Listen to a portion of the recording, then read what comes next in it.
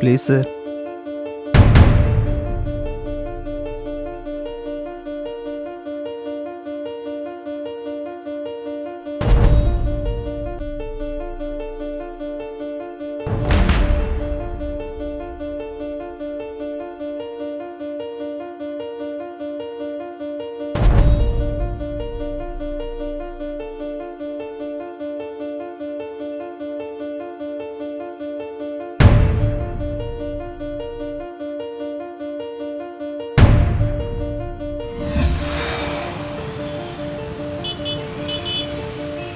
హాయరా.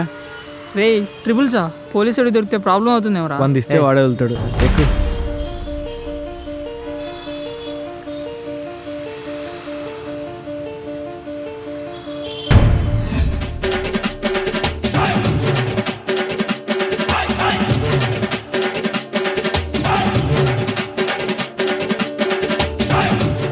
Housefull రా.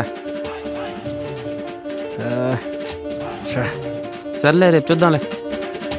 మా hero cinema first day చూస్తే ఆ కిక్కే వేర్రా. బ్లాక్లో కొనేస్తా. Balcony balcony balcony balcony sir, balcony balcony ఎంత? బాల్కనీ 1000. ఆ? 1000.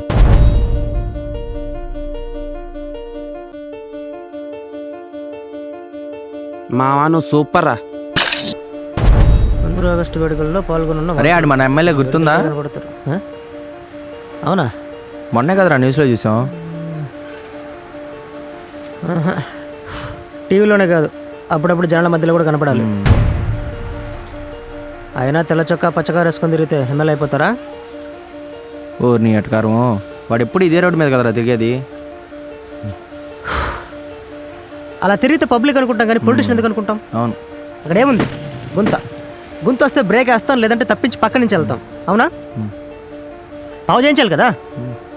పోయేవాడే చేసేవాడు వాడు ఇక్కడ. మనం చెప్పటం ఆడు చేయటం జరిగే పని కాదులేరా. సరే రా మనమే చేద్దాం. నువ్వు ఆగరా బాబు, కూర్చోరు రే కూర్చో. మనం చేసుకోవడానికి వాడిని ఓటేసి గెలిపించింది. మరి అడగచ్చు కదా. అడగొచ్చు. అడగం. భయం. డబ్బులు తీసుకున్నాం కదా, అడగం. సరే వదిలే. ఓటుకు నోటు తీసుకున్నప్పుడే అడిగే స్వేచ్ఛ హక్కు అన్నీ ఎగిరిపోయాయి. ఇంకేంటి సంగతులు?